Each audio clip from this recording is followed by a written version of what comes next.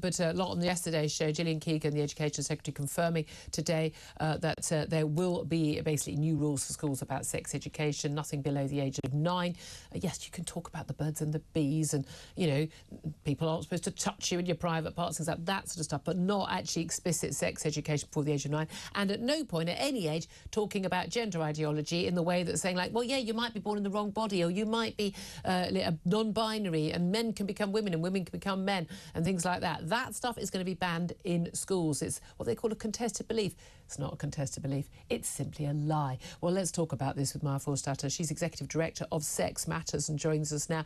Maya, I mean, yet another, it would appear, victory for common sense, finally getting back to, well, you know, fact-based teaching. Are you pleased? Does this go as far as it should go in terms of these new guidelines?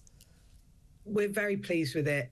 It's statutory, so schools will have to follow it.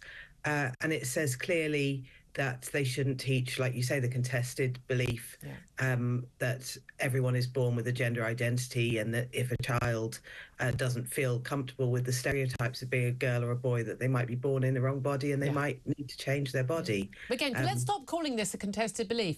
The lie. It's a lie. I think at a certain age, children have to understand that different people believe different things. Yeah, I'm an atheist.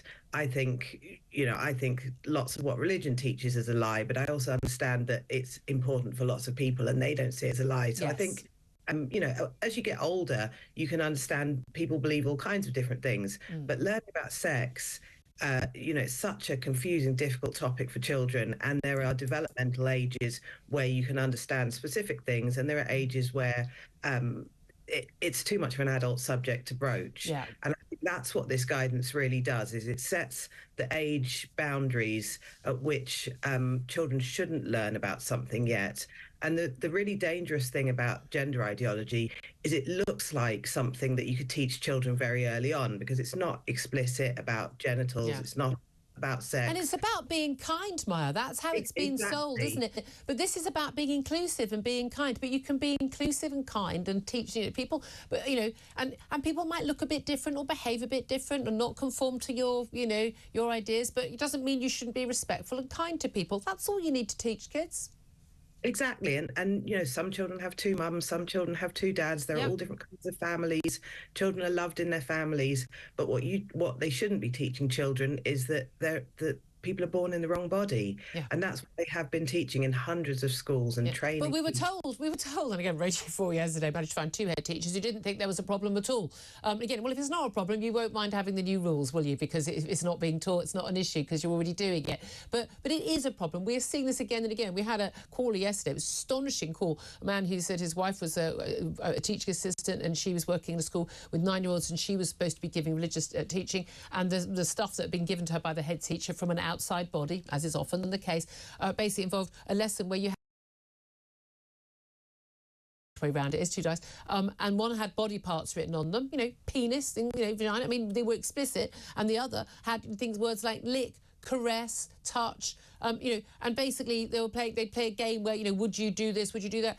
I mean, for a 9-year-old, I don't even want that happening with a 16-year-old at school, let alone a 9-year-old. I mean, that is sick. I've got to be honest with you, I've got a lot of question marks about why any teacher or any organisation wants to talk about this highly sexualised stuff with young children, because as I said on the show yesterday, I'd like to see their hard drives.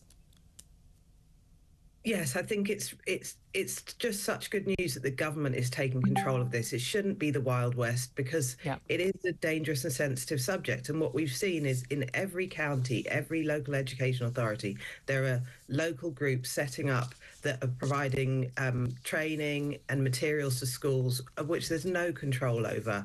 And you can rightly ask, you know, what's their motivation for doing it? What's the quality control? What do they understand about child development? So we just think it's really good news that the government is taking it back into control. It does feel like we are winning some of these battles. I love J.K. Rowling as well. She's been admonished by a Premier League referee for calling a trans football manager and former match official a straight, white, middle-aged bloke, pointing out, this is a man who now lives as if he's a woman, but is quite clearly a man, and is accused of comparing him to a white, middle-aged bloke. She went, no, I didn't compare him to one. He is one.